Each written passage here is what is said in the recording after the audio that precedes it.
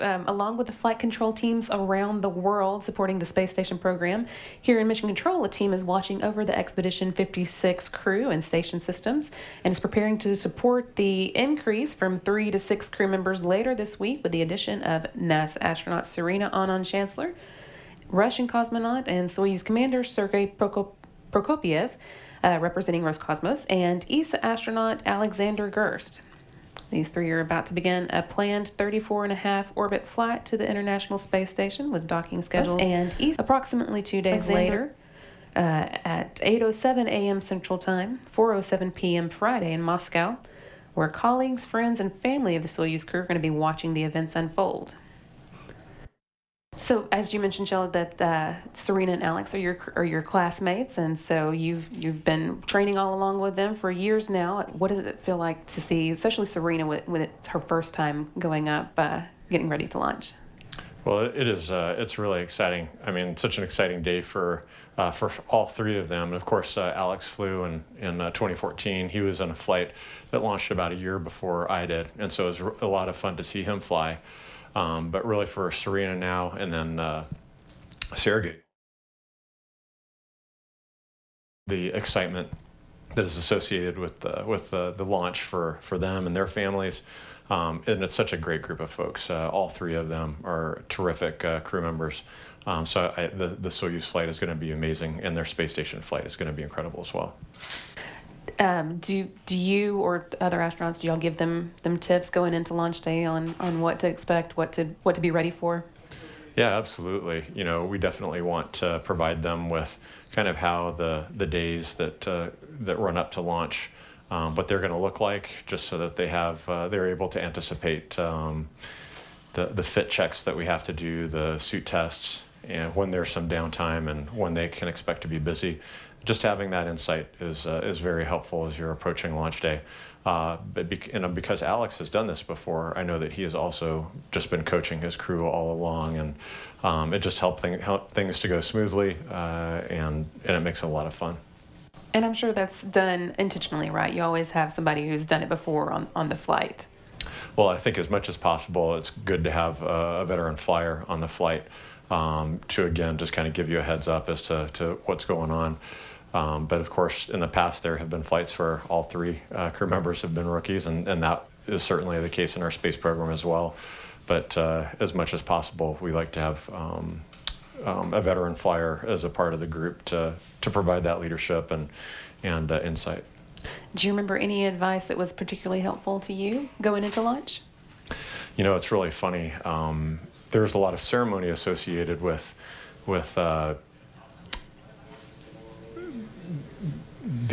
launch day and in fact the weeks that lead up to launch day. And one of those instances is when we were out in Star City getting ready to leave Star City for Baikonur, the 2 weeks that we spend out in Baikonur prior to launch. And there's a departure breakfast, and many of the cosmonauts that live in the local area will come and wish us farewell. And so during our departure breakfast, Alexei Leonov, the first human to do a spacewalk, was at that departure breakfast, and he pulled my crew aside to give us some tips in preparation for our launch. And they specifically had to do with what to do if you started to feel a little motion sick. And he just recommended that we keep our heads very still and just look around with our eyes. And it was just a very surreal moment to be standing there talking with this guy who's a revered hero in Russia. First human to do a spacewalk, and to be getting advice, just prior to our launch. It was a very surreal situation. I bet. Well, for Serena and her crew members, they're going to be docking with the Rosvet module, which is also known as the MRM-1, at a port on the Earth-facing side of the Russian segment. You can see it pointed out here. And then they're going to be joining the current station residents on board, NASA astronaut and Expedition 56 Commander Drew Feustel, NASA astronaut Ricky Arnold, and Russian cosmonaut Oleg Artemyev, representing Roscosmos. Feustel, Artemyev, and Arnold arrived at the station aboard Soyuz MS-08 earlier this year on March 23rd. And so, Chell, you've also been on that side of the equation, welcoming a new crew to the space station. Is that something you look forward to, or are they going to miss the peace and quiet of having a few days of just the station to themselves? Well, you know, it's interesting. I never had the peace and quiet of station to myself. During my mission, I had the privilege of flying with Scott Kelly.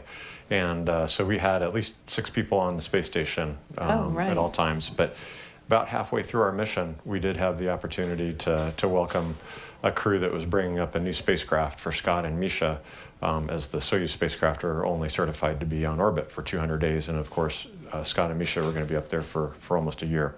And so we did welcome this taxi crew, bringing up a new spacecraft, and did get to welcome my friend Andy Mogensen, another fellow European Space Agency classmate, and it was just so much fun to see, his first kind of foray into weightlessness, moving around the spacecraft, getting to work a little bit as a mentor and helping him to understand, hey, this is where this stuff is. And because we certainly train a lot on the Earth as to the location of equipment and how to use various things, but you have to be reintroduced to it on orbit how things really work. And so getting to be a part of that, and he did amazing. I mean, he came up there and it was like he had lived up there before, and did an amazing job. But it was really fun to see that transition. I bet. Well, speaking of Andreas Mogensen, he is here in the Space Station Flight Control Room with the team that's going to be monitoring today's launch and getting updates from the flight of their Russian counterparts. Flight Director Scott Stover is going to be on console for the launch, and Capcoming for them today is Aki Hoshide of the Japan Aerospace Exploration Agency, and Mogensen of ESA, who's going to be the Soyuz specialist on console. During the Soyuz's climb to orbit, tracking and telemetry is downlinked to ground stations along the flat path and routed to the Russian Mission Control Center outside of Moscow, which you're seeing a live view of here. If you have questions today during the Soyuz launch that you'd like to get answered during our show, feel free to send those to us on Twitter or social media using the hashtag AskNASA. We'll try and answer a few throughout the day as we head towards that launch, which is coming up at 6:12 a.m. Central Time. We have one spaceflight veteran and two first-time space flyers launching today aboard Soyuz MS-09 spacecraft to the space station. NASA astronaut Serena Aunon-Chancellor will be launching into space for the first time today. Both an engineer and a medical doctor, Aunon-Chancellor holds a Bachelor's of Science in Electrical Engineering from the George Washington University in Washington, D.C., a doctorate of medicine from the University of Texas Health Science Center at Houston, and a master's of public health at the University of Texas Medical Branch in Galveston. Employed under the UTMB Wiley Bioastronautics contract as a flight surgeon at the Johnson Space Center in 2006, she spent more than 9 months in Russia supporting medical operations for the space station crew members in Star City. And then she was selected as an astronaut candidate in NASA's 20th astronaut class in 2009. During her time with NASA, Aunon-Chancellor spent 2 months searching for meteorites as part of an expedition to Antarctica. She served as an aquanaut aboard the Aquarius underwater laboratory during the NEBO 20 undersea exploration mission, certified as a space station Capcom, and handled NASA medical issues for both the commercial crew and International Space Station operation branches. She's going to serve alongside Russian cosmonaut Sergei Prokopyev, who will be also making his first trip to space today. He was born in Ekaterinburg and entered into Reskova Tambov Military Pilot School in 1992, soon transitioning to Balashov Military Pilot School. He graduated with a bachelor degree as an engineer pilot in 1997 and served as an aide to aircraft commander in Air Force military units located in the cities of Orsk and Ryazan. And in 2007, he served as commander of the Tu-22 M3 aircraft, later as commander of a 52D Air Group of a heavy bomber regiment in Kaluga region, and then became commander of an air group of the 121st Bomber Regiment of Tu-160 strategic bombers in 2009. Selected as a cosmonaut candidate in February of 2011, He qualified as a test cosmonaut in August of 2012 and served as a backup crew flight engineer for Expedition 4546 in 2015 and as a backup crew Soyuz commander in Expedition 5455 in 2017. Now a member of the Prime crew, he's going to serve as a space station flight engineer and as a Soyuz MS-09 commander. Alongside Prokopyev will be ESA astronaut Alexander Gerst, who will be making his second trip into space today. Born in Germany, Gerst is a geophysicist and a volcanologist with a diploma in geophysics from the University of Karlsruhe, Germany, a master's degree in earth sciences from the Victoria University of Wellington, New Zealand, and a doctorate in natural sciences at the Institute of Geophysics in the University of Hamburg, Germany. Selected as an ESA astronaut in May of 2009, he joined ESA in September 2009 and reported for duty alongside Aunon-Chancellor as a member of the 20th astronaut class here at JSC.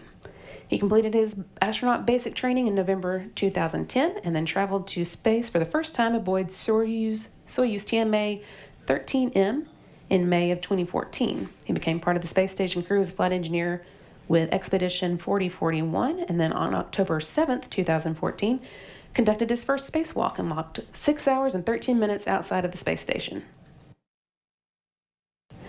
Gerst is going to serve as an Expedition 56 flight engineer, and later this year will accept handover from Drew Feustel to assume the role of space station commander for Expedition 57. Again, I'm Brandy Dean, and I'm joined here in Mission Control by astronaut Kjell Lindgren, and we're going to be answering a few of your questions on social media. You can send those in to us as using the hashtag AskNASA, and we'll take a few of those a little later.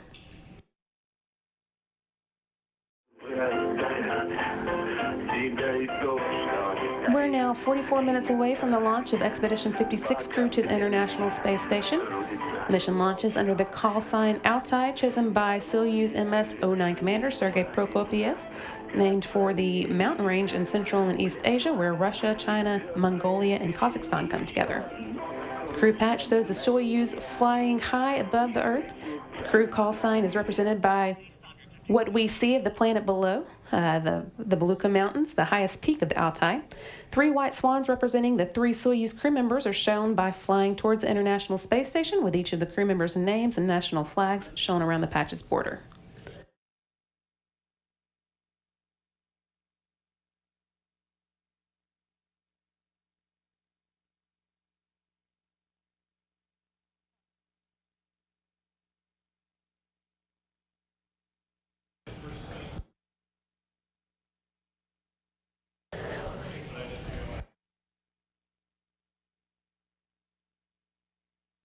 This now is a live view of the Soyuz on the launch pad in Baikonur. We are again about 42 minutes away from the launch with a liftoff scheduled for 6:12 a.m. Central Time, or 5:12 p.m. local time. And again, I'm Brandy Dean with special guest Kjell Lindgren from the astronaut office here at Johnson Space Center.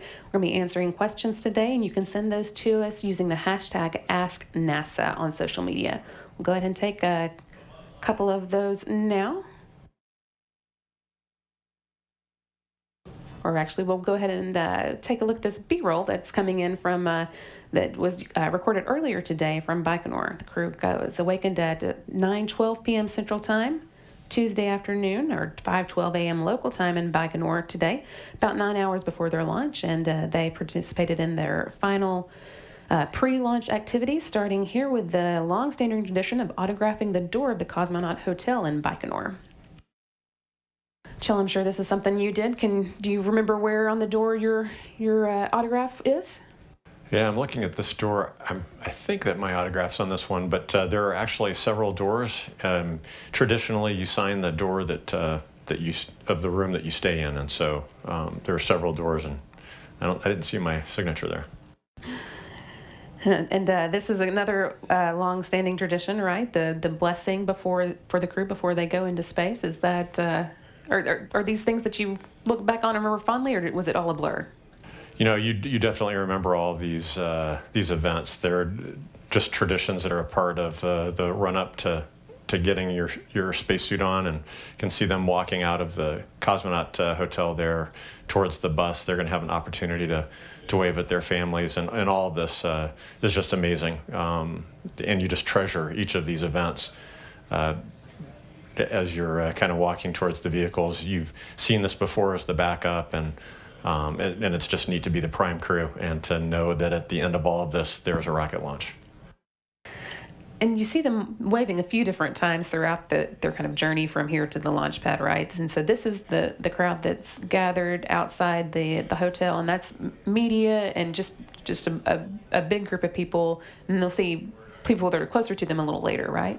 Well, the families actually, some of the guests are actually right there in the front of that crowd as well. And so right now the crew is waving goodbye to everybody here. This bus is actually going to take them to Building 254, where they will start the suit up process and then do the leak tests on their suits. And so, but at that point, there will be another opportunity to talk with their close family members and say goodbye. And it's one of the kind of funny occurrences with this whole run up to launch, is all of these multiple opportunities to say goodbye, and some of them are very public, and so you just have to be prepared to wave to your family several times. And this is what you were talking about just a moment ago with the suit up. This is Building 254 at the Baikonur Cosmodrome, and this is where they get into their spacesuits for the day. Yeah, that's right. And so you'll be donning your suits the next time that you take this suit off. It'll be in your Soyuz spacecraft. So this is something that you've done many times as you've prepared for simulations and for your fit checks. And but this one is pretty special because this time you're getting ready to fly. I'm guessing it's not particularly easy to get into, right? It looks like you need a little bit of help. There's a number of different steps. It's not too bad. These suits are basically custom made to fit you, and so they're quite comfortable. It's a front entry suit, and you could see the rubber, this kind of flexible rubber material in front. That's actually how you get in. You put your feet in first, and then you pull the top over your head, and then that rubber fabric actually just gets bundled up, folded up, and then a rubber band is wrapped around it several times. 2 of those are wrapped around that rubber material, and that essentially forms the pressure bladder, which is a very simple but very effective way to close off that bladder. And then that all gets zipped up, and you put your gloves on, and then you'll get ready for the leak check.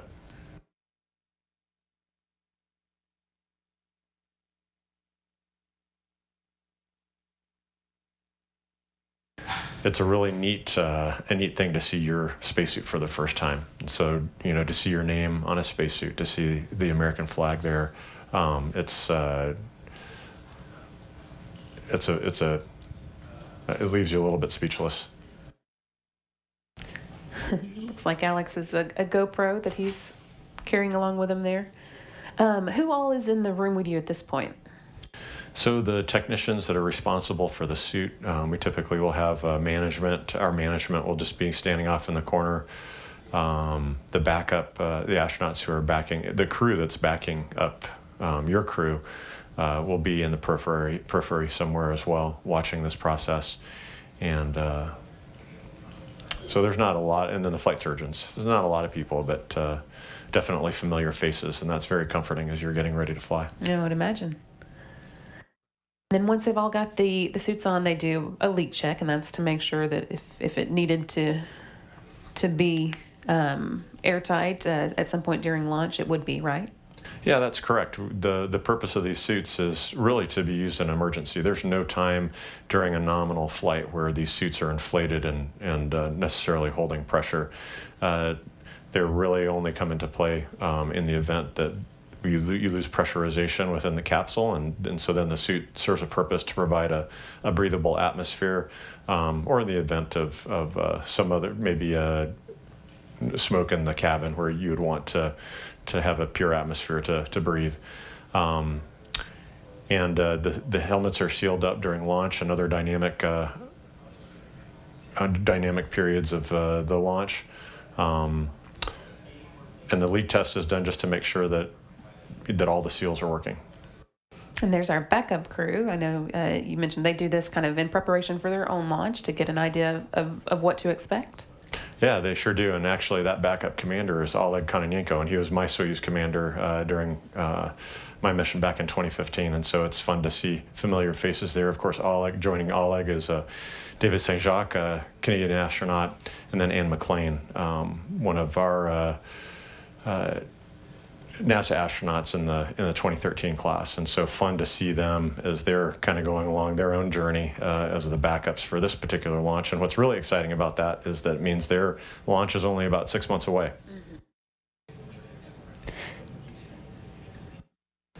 And this is where the leak check part actually starts, right? What we were seeing earlier was a suit up, and this is the leak check. Yeah, that's absolutely right. So what happens here is that they get into the Kazbek seat. That's the acceleration couch that they'll sit in the Soyuz module itself. You can see the knees are pulled up to the chest, strapped in, and then plugged into the gas system. The helmet and gloves are sealed, and we seal up the suit and essentially check to see how long it takes to pressurize the suit to various levels. And if it takes longer than expected, then there's a leak somewhere in the suit that we need to adjust, and we'll typically open the visor and reclose it. We'll close the gloves, open the gloves and close those just to make sure to see if we can get rid of that leak. And then there's Sergei Prokopyev. It looks like getting to say goodbye to some of his friends and family who are there on the other side of the glass. And the glass is to protect from carrying any germs or bugs up to the space station, right? Yeah, that's right. The crew has actually been in quarantine for 2 weeks prior to this, and so any contacts or any of the contacts that folks that they will come in contact with during those 2 weeks are also being medically monitored. And the idea is to make sure that the crew is healthy as they're preparing to fly. And this is one of those awkward situations. You know, it's an opportunity to actually talk with your family and for them to again bid you farewell. But you're sitting there facing them for a good 15 minutes. But the cameras are right there over your family members' shoulders, and they're catching everything that you're saying. And so, you know, there's not a whole lot that you want to share with the entire world at that point. That makes sense. But it's very fun to see your family, and so for myself, I actually coached my kids. I said, hey, okay, when we're sitting, you know, when we have the glass between us, I want you guys to ask me questions about my spacesuit, just so that we have something to talk about to kind of fill the air during that time. That makes sense. So we saw Alex Gerst doing his checkout, and looks like now Serena Aunon-Chancellor is getting into place for her leak check. That'll be the last of the three, and then she'll get to move over to the glass as well and talk with her guest there. Yeah, that's right. So she's doing her leak check here. You can see that she has control of the valve on the front of her spacesuit and is actually controlling the pressure within the spacesuit itself.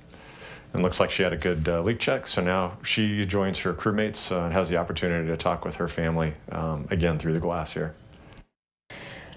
Those checks always seem to go pretty smoothly. It doesn't ever seem like there's anything that would slow down launch or anything like that. I guess they've done this enough time over in Baikonur that it's a fairly well-oiled machine. Yeah, absolutely. And typically, if something goes wrong with a leak check, one of the gloves has been seated incorrectly, or there's a hair that crosses across the visor seal, and so it's just a matter of opening things up and then shutting them again and redoing the leak check. And of course, the suit techs take great care of these suits so that they're in good shape and ready to go on launch day.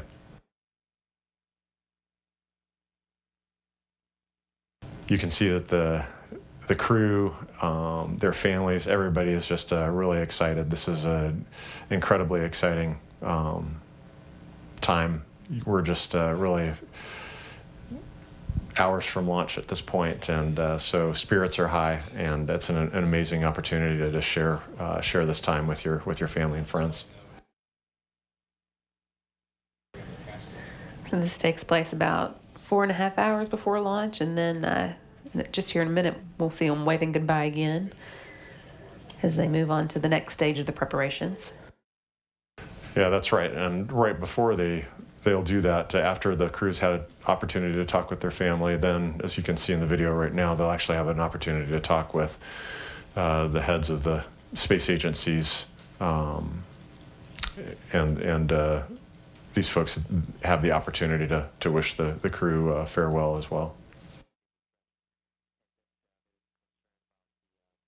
And there's the crew walking out. This took place at 3:12 a.m. Central Time, or 11:12 a.m. in Baikonur.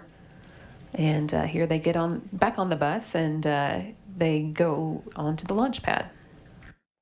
These scenes are all very iconic. The crew lining up, reporting in, declaring their readiness to fly. These are pictures that we've seen over and over. And so as a first-time flyer, to be a part of this, again, you just almost feel like you're in a dream. This is an opportunity to, again, wave farewell to your family, and this is going to be the last goodbye. Once you get on the bus and you're waving at your family, this is the last time you'll see them until you get home. And I noticed there's marks painted onto the sidewalk there. Do you practice that to know where to stand? We definitely talk about it. That part we don't practice. But again, when you first get to this parking lot, it's just a wide open parking lot, and so you see those squares over there, and you're trying to think in your mind, how is this all going to work? And so your veteran crew member kind of lets you know where what's going to happen here, and it's pretty easy. Makes sense that astronauts would be smart enough to figure that out. This is the crew arriving now at the launch pad. The ride took about 25 minutes, and they were able to make it there at 3:37 a.m. Central Time, or 11:37 a.m. in Baikonur. And this is an amazing thing. You pull right up to the base of the rocket. I mean, you're really not more than 20 yards from the base of that rocket, and so you're. Again, folks from your space agency are escorting you right up to the base of the rocket here. All these people are standing there right next to this fully fueled rocket. You climb up on that rocket gantry, you turn around, and then wave farewell to all of the people, this incredible team that's helped you make it to this day. And do you, at this point, take a deep breath and think, okay, this is it?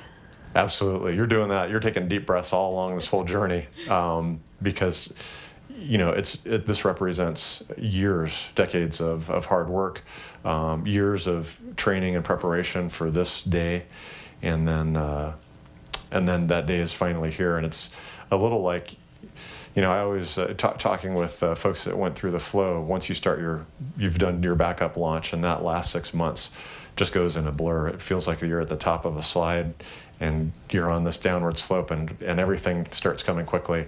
And this is part of that. Now, climbing up that rocket gantry into this impossibly small elevator. I remember I had my nose in a corner and was kind of smushed in there, and this takes you up to the top of the rocket. And does it seem very, very far up from when you get to the top? You know what? I don't recall really having a good view from the elevator. I just remember at the top of the elevator turning around and seeing the hatch that leads into the BAO, which is the habitation module. And so you will, one by one, climb into the BAO. They'll take the overboots off of your spacesuit, and you'll turn around and then drop down into the capsule, and there's a technician in there to help you strap in. It is surreal, exciting, absolutely amazing. Well, the crew's been aboard now for about 2 hours, and the rocket itself was fueled about 3 hours before launch.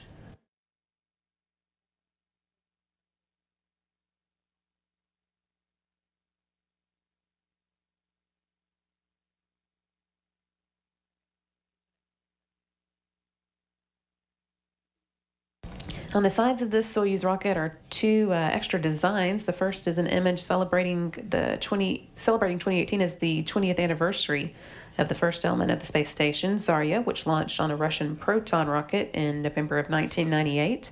And the second graphic is a logo for the World Cup soccer tournament, which is hosted this year by Russia and scheduled to begin in about a week.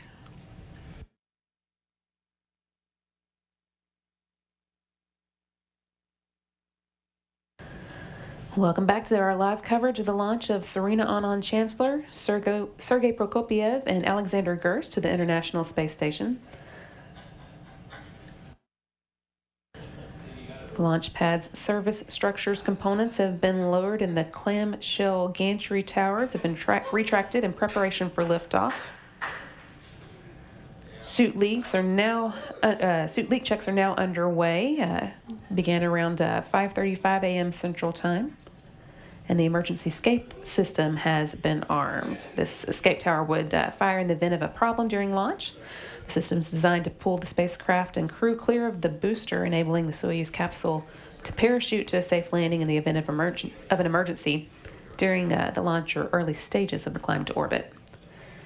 As we get closer to launch, we'll see several other events unfold. 4 minutes prior to the launch, the combustion chamber nitrogen purge begins.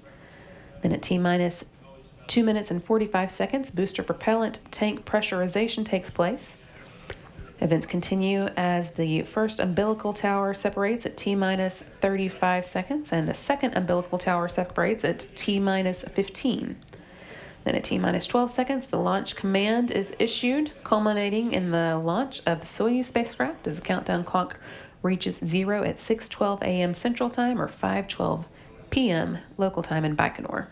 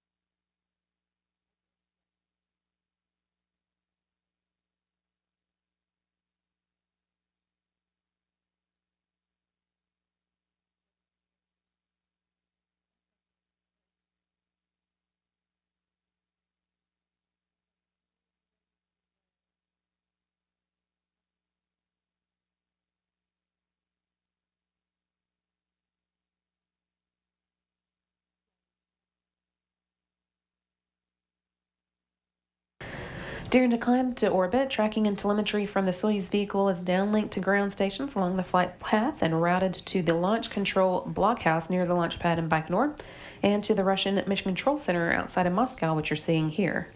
Flight control is controlled from Baikonur until shutdown of the third stage engine, and then it's transitioned over to the Russian flight control team. So, Chell, can you kind of go through with us what happens during launch? The first thing is the first stage of the rocket shuts down about a little less than 2 minutes after launch, and then. Yeah, that's right, and that's a fantastic first couple of minutes.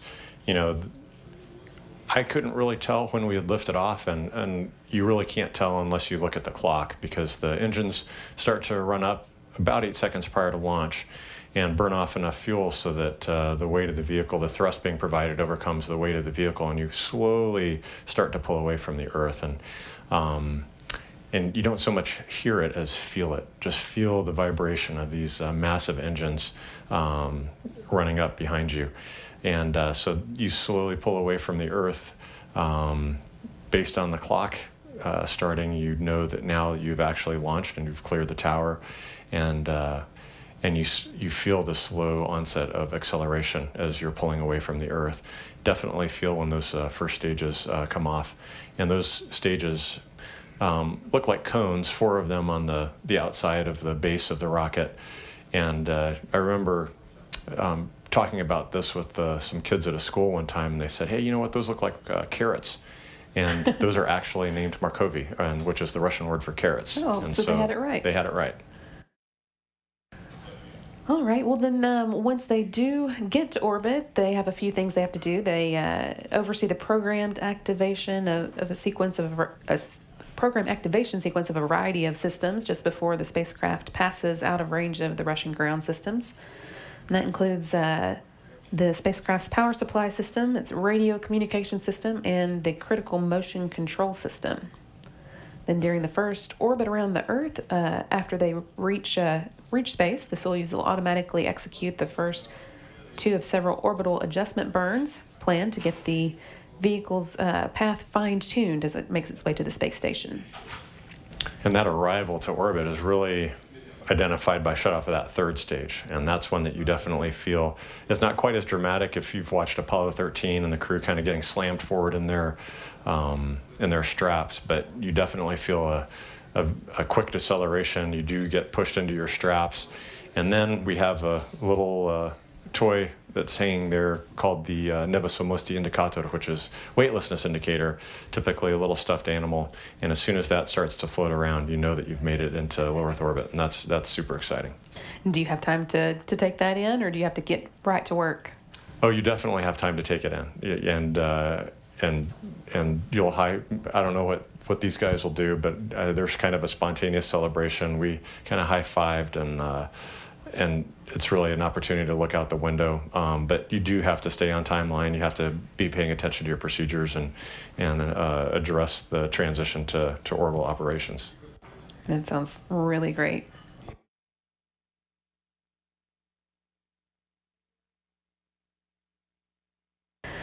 The Soyuz rocket itself stands 162 feet tall right now and weighs 680,000 pounds and consists of the Soyuz MS-09 spacecraft inside a protective shroud at the top and the three-stage Soyuz FG booster below.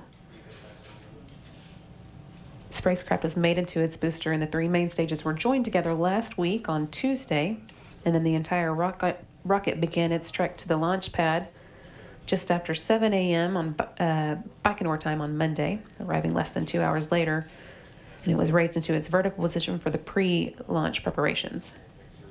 And Soyuz spacecraft, with its 3 crew members on board, sits high above the 3 stages of the Soyuz booster, which uses kerosene and liquid oxygen as the propellant. And the first stage has 4 liquid engines that are strapped to the side of the core vehicle. Each burns for about 1 minute and 58 seconds before they drop away. You can see what the last few seconds before launch will look like here as the engines ignite. The core engine of the first stage also serves as the second stage, which continues to burn 4 minutes and 57 seconds into flight. And there's a liftoff in this animation that shows you what to expect today. And the third stage of the Soyuz has a single engine that will ignite just before separation of the second stage, helping to push it away. That'll burn 8 minutes and 45 seconds into the flight, and at that point, Soyuz will be in its preliminary orbit. And there we could see the abort system pulling away, and now separation of those first stage, and especially at night as those 4 rockets fall away, you can see these 4 dots surrounding the main dot of the spacecraft, and that's pretty cool to see. Do you have a preference on night versus daytime launches? I think that we are all happy with any launch. Anytime you can go to space, huh? But a night launch is pretty spectacular. Well, once it does get to orbit, the Soyuz MS-09 spacecraft is scheduled to dock to the space station in about 2 days, 34.5 orbits after today's launch. That planned 2-day rendezvous will culminate with a June 8th docking at the space station's Rosvet module at 8:07 a.m. Central Time, or 4:07 p.m. in Moscow, where Russian and American dignitaries, guests, and family members will be watching the events unfold from the Russian Mission Control Center just outside Moscow. So that is a long journey for them. I know you got to do it in a little bit less time, right? Yeah, that's right. So this 2.5-day rendezvous profile was the standard for many years. And then several years ago, based on changes with avionics and other changes with the spacecraft, they were able to pare that down to a 4-orbit rendezvous, which takes just 6 hours to get from launch to the International Space Station. And so that's the launch profile that we used. I think there are several of my colleagues who did the longer profile, and I think it has pros and cons. The longer profile allows you to spend a good amount of time in this very small vehicle, and that's kind of a neat experience. You're in the tiny Soyuz spacecraft along with the habitation module, and you're living in there for a couple of days and really get a sense of what it's like to be in a small spacecraft for a long period of time, and really kind of a throwback to the Mercury and Gemini days, as well as in the Apollo days as well.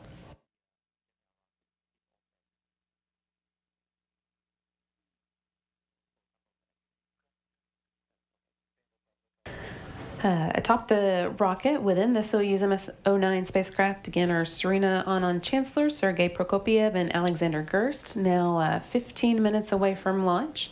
The whole Soyuz spacecraft is 23.5 feet long and weighs 15,650 pounds, comprised of 3 modules. The descent module, situated in the middle, contains the customized seats for the crews. And does this look familiar to you, Chell?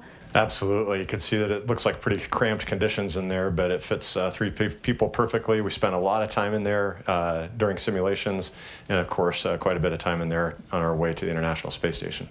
And we saw the seats, and I guess these are the control panels that the crew has access to? That's correct, yep. And you become very familiar with all of those buttons, fuses, valves, and switches over the course of your training, so that by the time that you're flying, your actions within the crew module are really second nature. And then it also has the life support systems, the batteries for reentry and landing, and the parachutes and soft landing rocket engines that slow the Soyuz down just before touchdown in Kazakhstan. There are also 8 hydrogen peroxide thrusters located on the module that are used to control the spacecraft's orientation or attitude during the descent and tool parachute deployment. And it has guidance and navigation and control systems to maneuver the vehicle during the descent phase. And then getting a view through its hatch, looking into the orbital module. That's at the top and connects to the descent module via that pressurized hatch we just saw open. It's where the crew has a little bit of room to move around during the flight to the space station, a volume of 230 cubic feet, which probably is smaller than it sounds, right? That's a pretty small space, but when you combine that with the Soyuz, it's not a bad amount of volume for 3 people for 2.5 days. And, Really? and that orbital module definitely adds to that habitable volume. And it's a location where you've got the toilet, where your food is stored, you have access to water, and it's a good place to stretch out. And then that's also where the docking mechanism is, as well as the antennas that help the space station, or the Soyuz, hook up with the space station. And then the propulsion module houses the oxygen storage tanks, the main engine, and the attitude control thrusters, avionics and communication and control equipment. The propulsion portion of this module handles all the orbital maneuvers, including those needed for the rendezvous with the space station and the deorbit burn at the end of the spacecraft's mission. And then before they are deployed, the 2 solar arrays are folded up against the body of the propulsion module, which separates from the descent module after deorbit burn, along with the orbit module. And the solar panels themselves span almost 35 feet. The entire spacecraft serves not only as the crew's transport vehicle to and from the space station, but also as the emergency return vehicle in the event that the crew should have to leave the space station unexpectedly.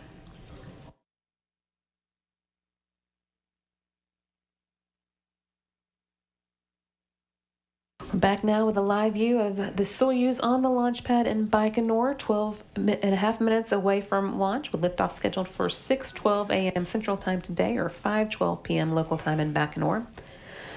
A group of NASA representatives is there in Baikonur, just a short distance away from the launch pad. And for an update on activities there, we're going to go now to NASA Public Affairs Officer Rob Navius. Brandy, it's a warm afternoon here in the Central Asian desert as a multinational crew prepares to begin its 2-day journey to the International Space Station. Just 3 days after a trio of space station residents landed northeast of the Baikonur Cosmodrome, another trio is poised to replace them. U.S., Russian, and European space officials and a large gathering of family and friends are here at the Cosmodrome for this launch, which has a diplomatic flavor. The U.S. Ambassador to Russia, John Huntsman, is attending today's launch, along with Germany's Ambassador to Russia. And ESA's Alexander Gerst is receiving an historic send-off for his second flight into space, with the presence of Germany's first astronaut, 81-year-old Sigmund Jähn, who on August 26th will celebrate the 40th anniversary of his launch from this same launch pad here in Baikonur. After launch and a few hours of rest, we'll fly back to Moscow and await the arrival of the crew at the station on Friday. The Russian Mission Control Center outside Moscow is where we will be to bring you the coverage of Friday's docking and hatch opening. In the meantime, with launch time approaching, we are all set for the start of another mission to the International Space Station. That's it from the Baikonur Cosmodrome in Kazakhstan. Now back to you at Mission Control in Houston.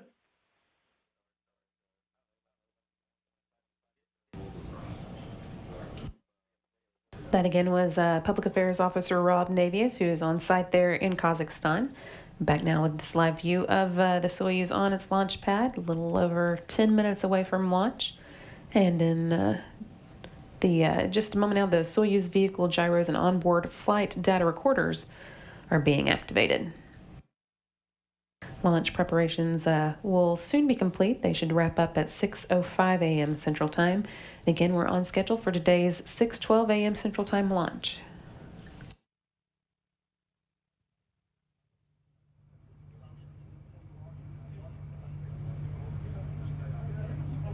Now, the crew has been in the capsule almost for 2 hours at this point, and I can tell you that 2 hours is a long time to be on your back with your knees pulled up to your chest.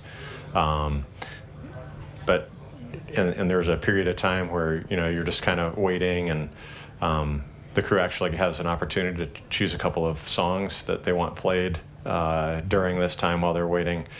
And so I thought a lot about the music that I wanted to have played. And but as it turns out, you have in your mind what this is going to sound like. You're sitting in the capsule, they're going to listen to songs that are very meaningful for you. And we have a great view here of Serena sitting in the right seat, waving at the camera. Absolutely, that's a great view. But the funny thing is, as they start to play the music, you quickly realize that this is being played through your comm and audio headset, which is not a high fidelity, so you could barely even make out what the song is that's being played. But it is a lot of fun sitting there sharing your favorite songs with your crewmates. You could see that Serena was in good spirits there, very excited. Had a big smile. Yeah, big smile on her face, and I'm just so excited for her and Sergey and Alex. Just now, a little over 8 minutes away from launch. So at this point in the countdown, the Soyuz first and second stage engines are ready for launch, and telemetry has been received from the rocket. Everything going well and moving on time towards today's liftoff at 6:12 a.m. Central Time.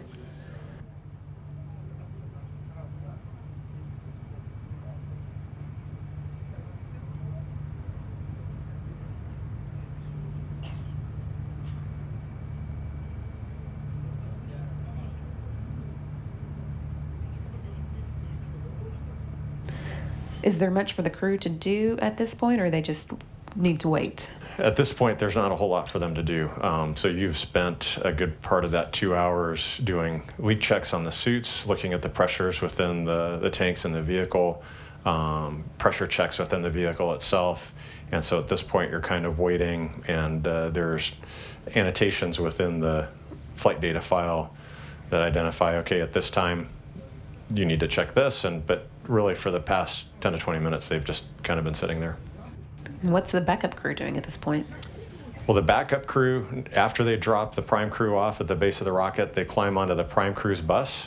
It's the first time that they ride in the prime crew bus, and then that is driven back to where the families and friends are standing to watch the launch. And so the backup crew gets to watch the launch right there with the family and friends of the prime crew, which is really neat. And if you can't actually be on the rocket, that's probably a pretty good place to be. It's a great view. For those who have seen a shuttle launch in the past, you're actually much closer during a Soyuz launch, surprisingly close, and so it's just a phenomenal experience to watch this vehicle lift off, to feel the pressure waves coming away from it, to feel the sound, and hear the sound, and then to just see this bright light clawing its way up into space. 6.5 minutes away from launch. The pre-launch operations are complete at this point. Delta 1 copy, everything is nominal.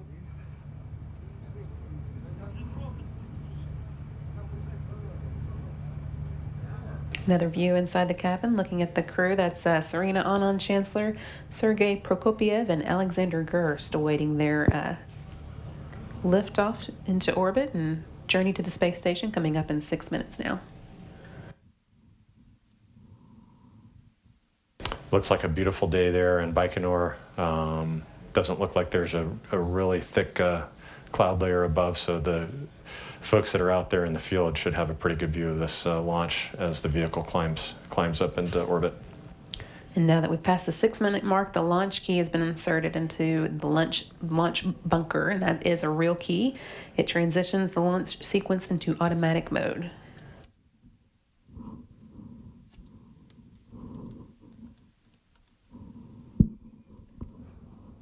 I would hate to be the guy responsible for the key. Forgot the key.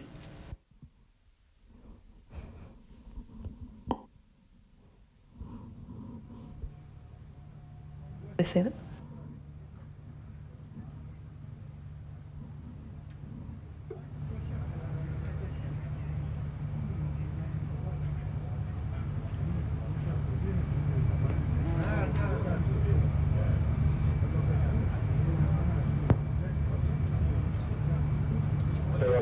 Less than 5 minutes to go now until launch. The onboard systems have been switched to onboard control.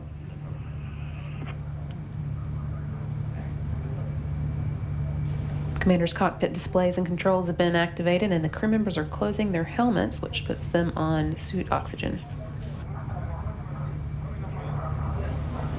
And all along during this time, these are very familiar actions. These are things that we practiced over and over and over in the simulator, and you could almost convince yourself that you're in the simulator at this point, surrounded by very, very similar surroundings. But the pace is starting to quicken up here, and you know that you're headed toward launch here shortly.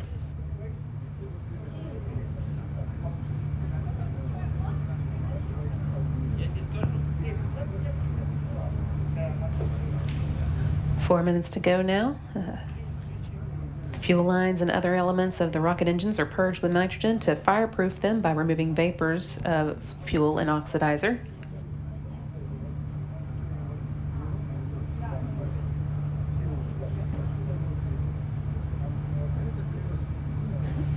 And the weather in Baikonur, as Chell was just saying, it's clear today with temperatures around 95 degrees Fahrenheit.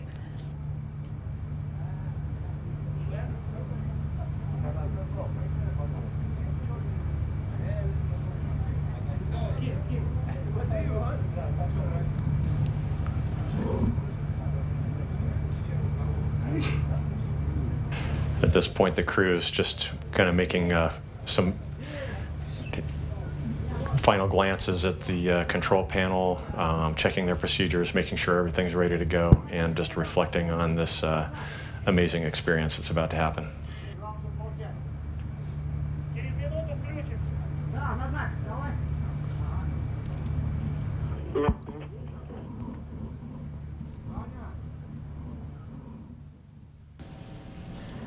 Two minutes and 45 seconds left. The booster tank is being pressurized for flight. That optimizes the flow of fuel and helps add structural support to the rocket. Does the crew get notices that these things as they are checked off, or are you aware of them? There's definitely communication that's constantly going in between the vehicle and the launch team, letting them know as they achieve all of these different milestones.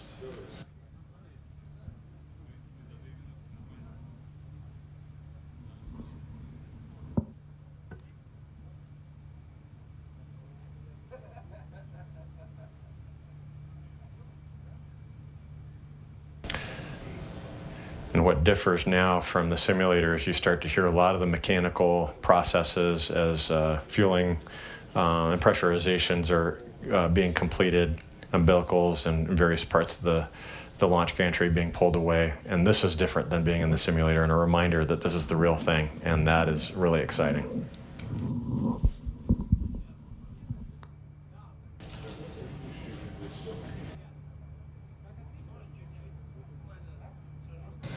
One and a half minutes to go now. The ground propellant feed has been terminated at this point. Still on schedule for launch at 6:12 a.m. Central Time.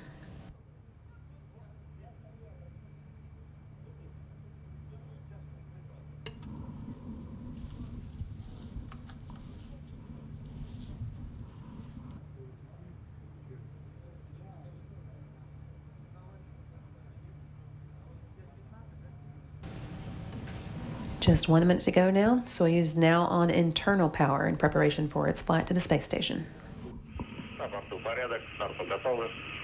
Everything is nominal on board, ready for launch.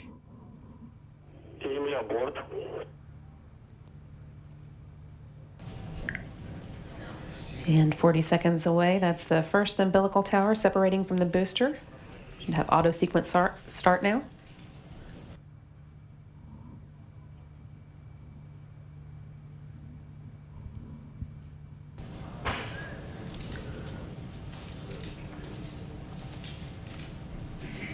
"20 seconds and counting. The ground umbilical to the third stage has been disconnected. And there's the second umbilical tower now separating. We are 10 seconds, Ignition, 10 seconds from launch. oxygen. 5, 4, 3, 2, 1. See the engines igniting there. And liftoff of Soyuz MS-09 carrying Serena Aunon-Chancellor, Sergei Prokopyev, and Alexander Gerst to the International Space Station for a 6-month stay to Everything is nominal. complete research on board the space station. 20 seconds, Good nominal. of us here on the Earth as well as in space. We're fine.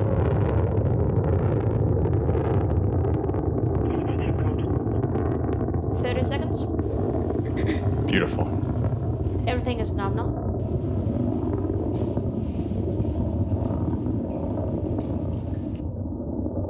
Still getting good views of the Soyuz as it pulls away from the launch pad in Baikonur. Everything's And launch stable. took place at 6:12 a.m. Central Time, right on schedule. Everything 50 going seconds. according to plan so far as the Soyuz delivers 930,000 pounds of thrust from its four Everything is normal. boosters and single engine. The first stage of the Soyuz measures 68 feet in length and 24 feet in diameter, burning liquid fuel for the first Pitch 2 minutes and your 6 seconds of flight. Roll. Everything is nominal. And now 1 minute and 12 seconds and counting into the flight. Velocity is about 1,100 miles per hour.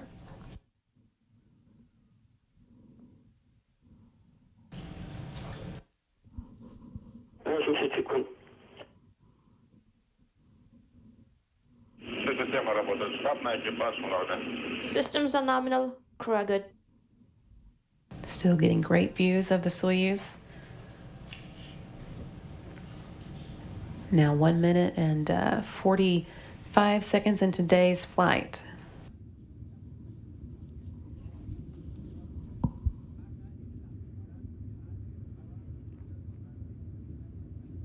One minute and 56 seconds. The escape tower is jettisoned to this point.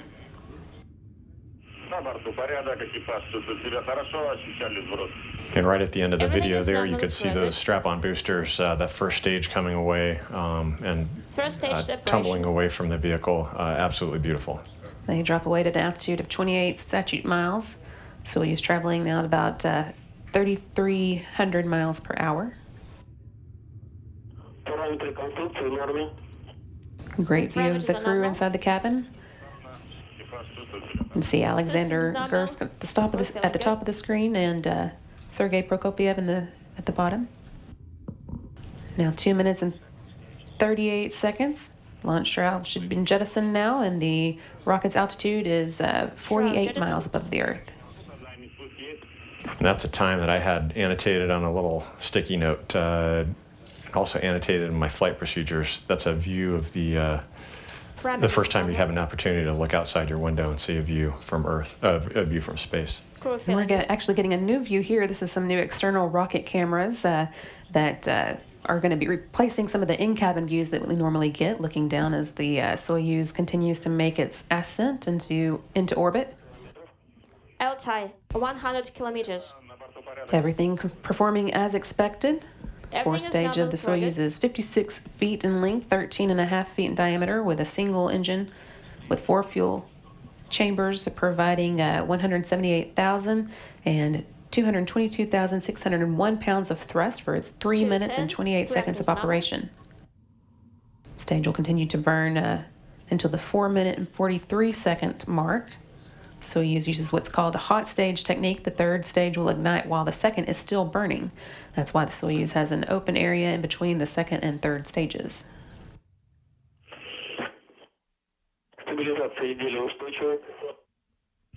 На борту порядок, экипаж. Everything is stable. How fast does this go by for the crew inside the capsule? This goes really quickly, and during this time, you're feeling the constant onset of G forces, getting up to even up to 3.5, 4 Gs at some points. It's pretty comfortable though.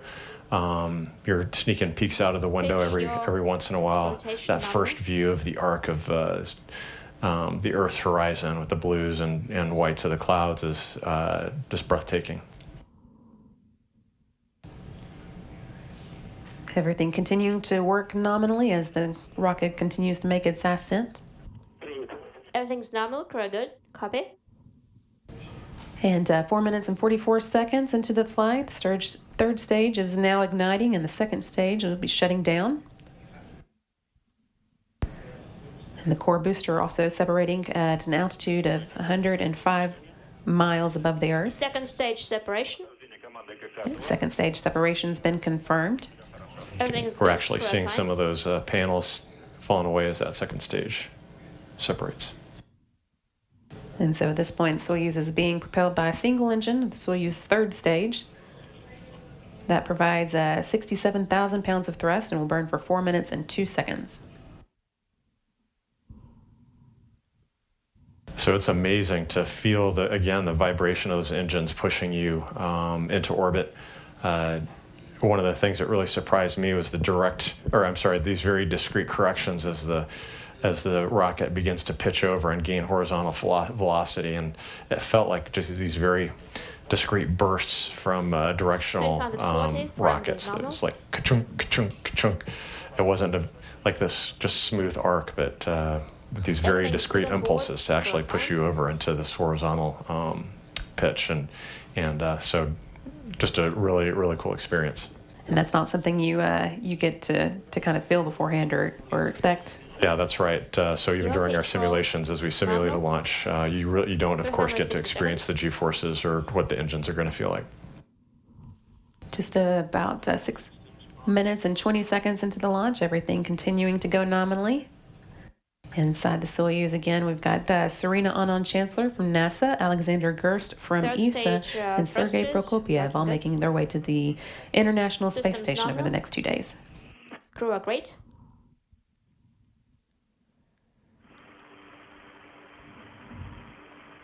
And this is a unique view. It's neat to actually have this perspective to see how the engine's performing here and to see that second stage Everything's fall away stable. and see the Earth below. Yeah, we usually see the Earth from a little bit higher from the International Space Station. That's right. 7 minutes now in today's flight, 420 all seconds. continuing to go well. На борту порядок. Pitch your rotation nominal. Crew feeling good.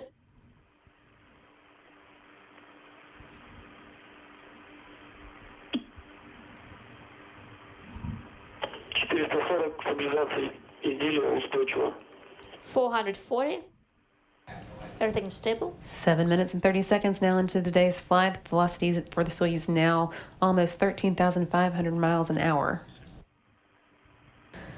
Once the third stage delivers Soyuz to orbit, and the module is separated, a series of pre-programmed commands will be executed to prepare the Soyuz for orbital operations.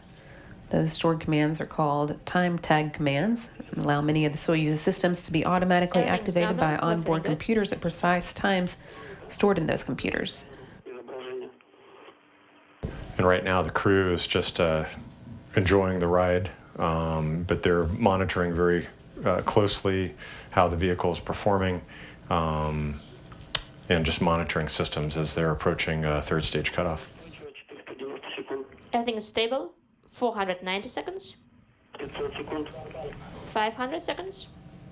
На борту порядок. Все хорошо. 8.5 Everything's minutes nominal, now into the everything's good. flight, everything continuing to go well.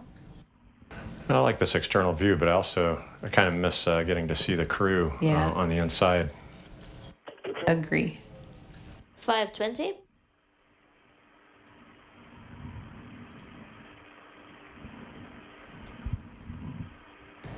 Okay, 8 minutes and 52 seconds now into the flight. Third stage cutoff has occurred, and there is a separation. That's the single Separation. liquid-fueled engine now shut down and dropped away at an altitude of 126 statute miles. It's performing an Outside. avoidance maneuver by Handing it opening a over to valve in MSS its liquid Moscow. oxygen tank. Dima is here. That was awesome.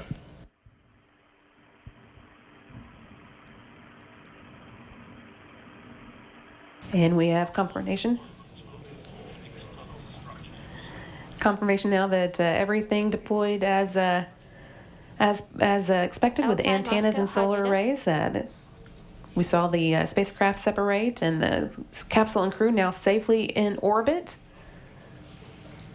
Outside Soyuz is Moscow. orbiting an altitude of 143 miles by 118 miles, and that orbit will be raised systematically Moscow over the is course of the next LK1. 2 days to get it into Having place allowed in to clear. rendezvous with the International Space Separation Station. went well. So that means that they're in space, right? That's absolutely right.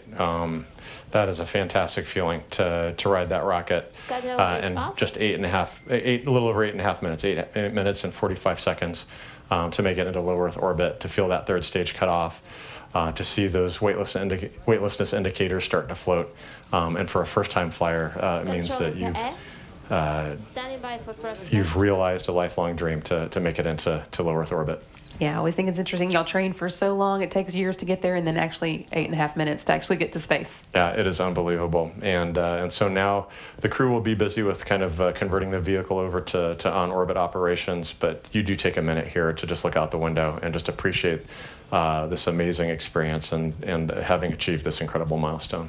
What's that first view like? Oh, the first view is absolutely fantastic, and you actually get to sneak some views out the window during the launch, but you don't have the opportunity to just kind of stare out the window like you do once you've made it into low Earth orbit. So to really look back at the Earth, to have that first personal view of the Earth, the arc of the horizon, that thin atmosphere, the beautiful blues and whites of the ocean and the clouds.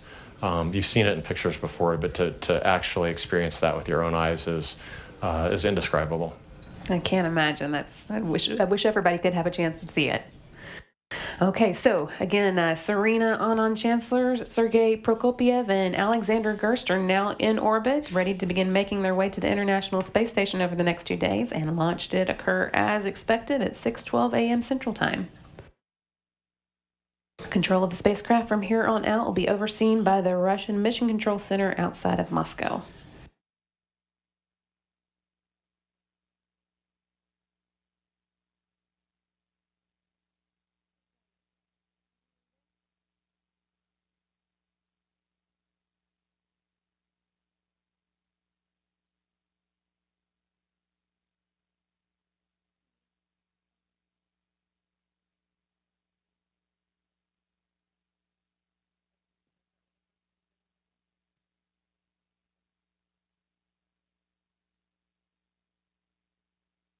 Okay, so we've been promising to take questions from social media throughout this show, and got a little busy and haven't been able to take some, but we have some time now, so we'll take a few. And I think our first one is from Anja on Twitter, asking, why does it take 2 days for Astro Alex and the crew to get to the space station when it's possible in 6 hours already? That's a good question, and I'm a doctor, not a orbital mechanics scientist, but my understanding is that essentially because we had the space station, its orbit and phasing addressed to allow the recent return of the crew, it's just the current position of the space station right now made the launch window such that they had to use this long rendezvous profile instead of the shorter profile that we've kind of become used to. It makes sense. And speaking of being a doctor, Serena is also a doctor, and I know she is very interested in what she's going to be able to do as far as research that involves the human body being kind of a guinea pig, I guess. So is that something that was of special interest to you as a doctor during your time on the station? Absolutely, and so I had the privilege to serve with Serena as a flight surgeon. So we were both flight surgeons working for Wiley UTMB earlier in our careers before we joined the astronaut office. And so getting to work with her both here in Galveston and at JSC, and then also in Russia, supporting operations and training over in Star City, Russia. Was phenomenal. So I've known Serena for a long time. She's a good friend, and so it's just been an incredible experience to watch her launch this morning. I know that she, like myself, very interested in the effect that weightlessness has on the human body. That's part of our training, aerospace medicine, how to support the astronauts that we're flying and the various changes that occur. And so I know this is very exciting for her to have worked with these problems in the past, but now to get to experience them, to truly understand how weightlessness feels and how it affects the human body. I know that she's very excited about really about these 6 months ahead. So you guys don't mind being guinea pigs? Not at all. Not at all. It's it's an amazing opportunity to be a guinea pig. All right. Well, let's take another Twitter question. This one, I think, coming up next is from Sonia Wagner, asking or wishing the crew a safe journey, and then also asking, will they manage to tweet while they're on their way to the space station? Yeah, we do not have internet access from the Soyuz, unfortunately. Maybe someday in the future we'll get that upgrade, but typically we're not able to tweet until we get to the space station and we have access to the high data rate communications from the space station. I'm sure that when we do hear from the crew via Twitter, that they'll have a lot of exciting experiences to share. I'm sure they will. Okay, next up from Dominic. Does the crew have any work to do during the flight, or is everything controlled by the ground? Well, much of the flight is automated, but certainly the role of the crew is to monitor, and there are some functions that only the crew can perform within the vehicle. They'll be in communication with the ground on a regular basis, just getting updates from the ground and providing the ground with updates as well. But they don't have much of a scientific program during this flight. A good part of it is just enjoying the ride. Not a bad activity, right? Not at all. Not at all. Okay, and our next question from Alex goes back to before the crew had actually launched, as they were after they were in their spacesuits. Asked if there were any superstitions they observe, and he mentions eating peanuts. I'm not sure about that one. Yeah, I don't know about any peanut superstitions, but there are certainly traditions that we engage in. Many of them have to do with things that Yuri Gagarin did during his first flight, and so there are various traditions that we observe, like signing the door and the blessing from the priest, and it's really such a joy to participate in all of that. You know, we are guests, partners, and the Russian culture of spaceflight. They have a long history and many successes, and so getting to be a partner in that, to be a part of that, and experience all of those things that lead up to flight is, including training in Star City and living and working in Baikonur. It's just amazing. I guess we're getting ready to begin launching from here on U.S. soil again soon with our commercial partners, SpaceX and Boeing. Are there any traditions that you'd like to see carried over or that you'd like to start? Well, I've got to see some shuttle launches early on in my astronaut career, and then as a flight surgeon as well. And I'm familiar that, I don't know if it's recent astronauts would do this, but certainly back in the early days that there was a tradition of steak and eggs for breakfast, and that sounds pretty good to me. So I'd love to see that tradition reinstated. Okay, and next up we are going to go take a look at some of the replays of today's launch. Those are coming up next here on NASA TV.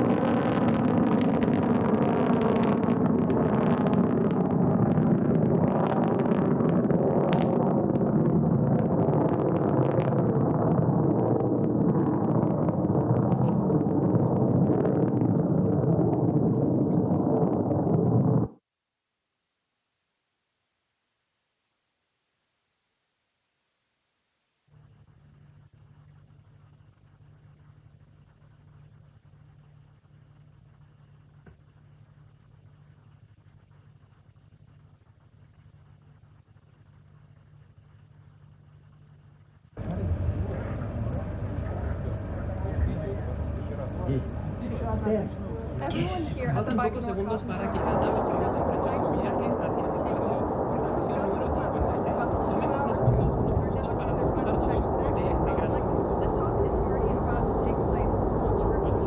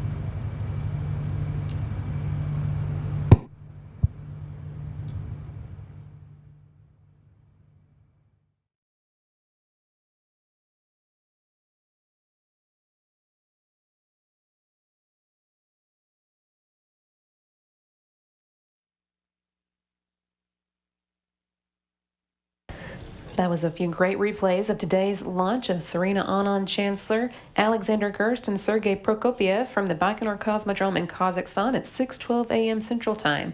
They're now safely in orbit and on their way over the next 2 days to the International Space Station, where they'll spend 6 months conducting research off the Earth for the Earth. They're scheduled to arrive on Friday and will be docking at 8:07 a.m. Central Time. You'll want to stay tuned in the meantime for a video file of some of the launch activities coming up at 9 a.m. And then tune back in on Friday for the docking activities. That will begin kicking off at 7:15 a.m. Central Time in preparation for that docking, which will take place at 8:07. After that, we'll also have coverage of the actual hatch opening when they are able to greet their new crewmates on board the International Space Station. That'll pick up at 9:30 a.m. for a hatch opening at 10:05. That's all that we have for you today here on NASA TV, but we hope you have a great day, and thanks so much for tuning in. This is Mission Control Houston.